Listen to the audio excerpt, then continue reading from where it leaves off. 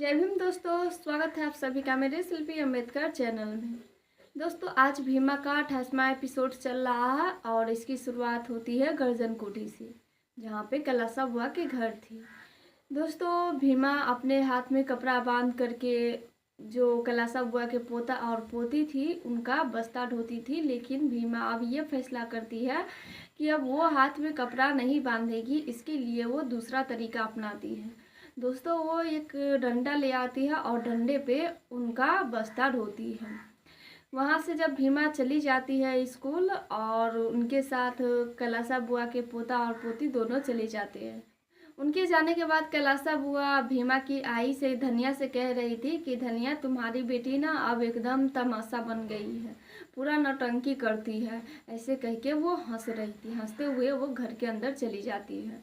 उनके जाने के बाद उनका बेटा बिशंबर वहीं पे खड़ा थे। वो कहने लगते हैं कि आगे बढ़ते हुए व्यक्ति ना सबको ऐसे ही तमाशा ही लगते हैं शुरुआत में। यह सुनने के बाद दोस्तों वहीं पे खड़े थे भीमा के ताऊ जी, जो कि उनसे बिशंबर से कह रहे थे कि मालिक एक बात आपसे कहे, छोटी मुँह और बड़ी बात। मुझे बोलना तो नहीं चाहिए था लेकिन मैं बोल रहा हूँ। आप हमेशा अपने अम्मा और अपने परिवार के खिलाफ क्यों रहते हैं? आपको ऐसे नहीं बोलना चाहिए था। तो यह सुनने के बाद बिशंबर उनसे कहते हैं कि सच में मुझे भी बहुत दुख होता है कि मुझे ऐसे नहीं बोलना चाहिए था, लेकिन क्या करूं। एक तरफ जो भीमा है इतनी कम उम्र में अपने हक के लिए आवाज़ उठा रही है, और एक तरफ मैं हूँ कि अपने हक के लिए कभी कभी ही बोल पाता हूँ, इसीलिए मुझे बहुत दुख होता है। इतना कह के बिशंबर घर के अंदर चले जाते हैं। वहीं पे खड़ी धनिया ये सोच के परेशान हो रही थी कि अब मेरी बेटी पूरे गांव में ना चर्चा का विषय बन गई है, कहीं उसके लिए घातक ना साबित हो जाए, इसलिए वो डर रही थी। उसके बाद सभी वहाँ से चले जाते हैं। दोस्तों, वहीं दूसरी तरफ भीमा स्कूल में पहुंचती है तो पवन और बंटी दोनों कह रहे थे कि मेरा बस्ता दे दो। तो जिसके बाद भीमा कहती है कि क्या आज आप लोगों के क्लासरूम तक नहीं छोड़े? तो वो दोनों कहते कि नहीं, जाओ अपने कक्षा के बाहर जाके पढ़ो और हमारा बस्ता दे दो। साथ में बंटी उनसे ये भी कहती है कि कक्षा के बाहर बैठ करके पढ़ने से कोई बड़ा नहीं बन जाता है। यह सुनने के बाद भीमा उनसे कहती है कि इसीलिए तो आज मैं कक्षा के बाहर नहीं, कक्षा के अंदर बैठ करके पढ़ूंगी। यह सुनने के बाद सभी हैरान होते हैं कि ये इतने दावे के साथ कैसे कह रही है कि ये बैठ करके पढ़ेगी। जिसके बाद दोस्तों घंटी लग जाती है स्कूल की, तो सभी बच्चे अपने अपने क्लास में चले जाते हैं। भीमा वहाँ पे खड़ा थी तो सबसे पहले वो अपना डंडा एक स्थान पर रख देती है ताकि फिर से उनको बस्ता ढोने में आसानी हो। रखने के बाद वो जाती है क्लासरूम के बाहर। बाहर जाने के बाद वो खड़ा होकर कल की बात याद कर रही थी, क्योंकि कल भी ऐसा ही होता है। वो पूछ करके गुरुजी से अंदर जाती है क्लासरूम में, लेकिन गुरुजी उनके साथ बदतमीजी करने लगते हैं, उनको तो अंदर आने नहीं देते हैं। साथ में जब भीमा अंदर जाती है तो उनको बाहर कर देते हैं और वो सभी बाहर आ जाते हैं। मतलब कुल मिलाकर के उनको पढ़ने ना देने का पूरा साजिश था। तो आज भीमा ये सारी बात याद करते हुए फिर से जाती है और गुरुजी से पूछती है कि गुरुजी क्या मैं अंदर आऊं? तो गुरुजी बताते हैं कि कल के शिक्षक तुम्हें क्या समझाया याद नहीं है? तो जिसके बाद भीमा कहती है कि याद तो है, इसीलिए तो पूछ रही हूँ आपसे कि मैं अंदर आऊँ। गुरुजी उनको कोई जवाब नहीं देते हैं, जिसके बाद भीमा कक्षा के अंदर चली जाती है। दोस्तों, जैसे ही भीमा कक्षा के अंदर जाती है वैसे ही कक्षा के अंदर जितने भी छात्र थे सभी बाहर आ जाते हैं। जितने भी विद्यार्थी थे सभी बाहर आ जाते हैं। उनके आने के साथ उनके शिक्षक भी बाहर आ जाते हैं। आने के बाद सब फिर से यही कहते हैं कि जब तक तुम बाहर नहीं आओगी तब तक हम अंदर नहीं जाएंगे और तुम्हारे साथ हम लोग तो पढ़ेंगे नहीं।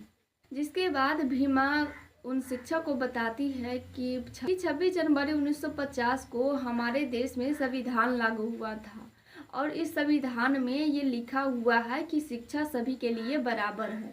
अगर इस संविधान को कोई नहीं मानता है तो वो एक अपराध कर रहा है और इसकी शिकायत करने पे उसे सजा भी हो सकती है। दोस्तों, इतना बात सुनते ही वो शिक्षक डर जाते हैं। वो बात याद करते हैं कि पहले भी भीमा एक बार स्कूल में डीएम को बुला चुकी थी। अब वो इसलिए डर रहे थे कि कहीं फिर से दोबारा डीएम को ना बुला ले, क्योंकि सच में संविधान में ये लिखा हुआ कि शिक्षा पे सभी का बराबर अधिकार है, तो यहाँ पे उनके साथ ऐसा भेदभाव नहीं होना चाहिए। जिसके बाद भीमा यही उनको बता रही थी। दोस्तों इसके बाद गुरुजी यही फैसला करते हैं कि चलो ठीक है बैठ करके पढ़ो, लेकिन मैं तुम्हें पढ़ाऊंगा नहीं। तो साथ में जो कैलाशा बुआ की पोती थी बंटी, वो गुरुजी से कह रही थी गुरुजी आप डर क्यों रहे हैं। तो गुरुजी उनको चुप कराते हैं कि तुम चुप रहो, ऐसे में हमारी नौकरी जा सकती है। जिसके बाद सब अंदर चले जाते हैं क्योंकि सभी को डर लगता है कि कहीं भीमा इसके लिए भी शिकायत ना कर दे। फिर भीमा अपने स्थान पे भी बैठ जाती है और सब पढ़ाई करने लगती है। दोस्तों लेकिन जब वो शिक्षक सभी को पढ़ा रहे थे, पढ़ाने के बाद वो सबसे पूछते हैं कि किसी को कोई दिक्कत है तो पूछे। तो जितने भी स्टूडेंट थे वो सब कहते हैं कि नहीं मुझे कोई दिक्कत नहीं है, लेकिन भीमा बाद में आती है पढ़ने, इसीलिए वो पूछती है कि गुरुजी मुझे दिक्कत है। तो शिक्षक कहते हैं कि तुम्हारी दिक्कत से मुझे कोई लेना देना नहीं है। जिसके बाद वो गुरुजी बाहर चले जाते हैं। उनके जाने के बाद भीमा एकदम से उदास बैठी हुई थी। तो सारे बच्चे मिल करके उनको फिर परेशान करने लगते हैं कि भीमा तुम अब हम लोगों को बताओ कि तुम्हें क्या दिक्कत है।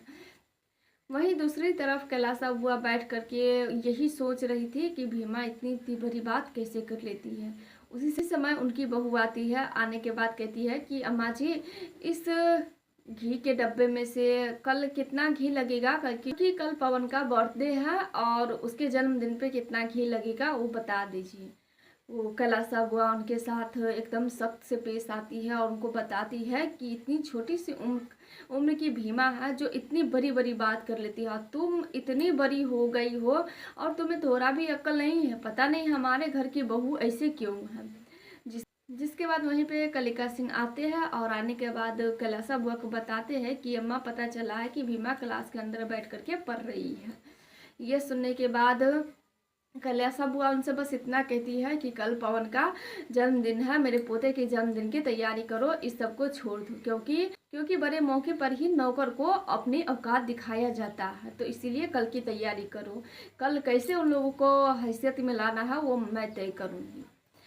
तो जिस बात कलिका सिंह भी इस चीज़ की तैयारी करने लग जाते हैं।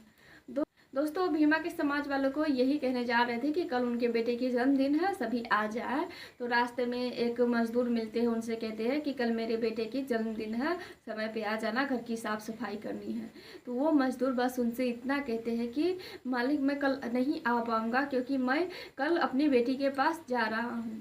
इतना सुनते दोस्तों कलिका सिंह उनको इतना पिटाई करते हैं कि आपको बता नहीं सकते हैं। आप एपिसोड में देख सकते हैं। उनकी पिटाई देख कर के बाकी के लोग भी वहाँ पे मौजूद हो जाते हैं और कलिका सिंह ये कह रहे थे कि जब मैं कह रहा हूँ वो काम तुम्हें हर हाल में करना होगा। जिसके बाद बाकी लोग सब कहते हैं कि मालिक हम आ जाएंगे आपके घर पे समय पे, आप क्यों गुस्सा हो रहे हो। मजबूरी में आकर के वो इंसान भी कहते हैं, वो मजदूर की हाँ मालिक मैं भी आ जाऊंगा, आप मत मारिए। जिसके बाद कलिका सिंह कहते हैं कि सब अब भीमा के जुबान बोलने लगे हो। एक भीमा है जो बोल लेती है तो तुम्हें क्या लगा कि तुम सब अपने अपने हक की बात करोगी। यहाँ पर किसी का कोई नहीं चलने वाला है। और ये जितनी भी पिटाई की ना मैंने, ये सब भीमा का गुस्सा है। ये सब मुझे भीमा का गुस्सा आया और मैं सब तुम पे निकाल दिया। तो ठीक है कल आ जाना मेरे घर पे, कल मेरे बेटे का जन्मदिन है। दोस्तों अब इसके आगे एपिसोड में क्या होगा ये मैं अगले एपिसोड में बताऊंगी, क्योंकि आज का एपिसोड यहीं पे समाप्त हो जाती है। फिर मिलेंगे दोस्तों अगले एपिसोड में, तब तक के लिए जय भीम।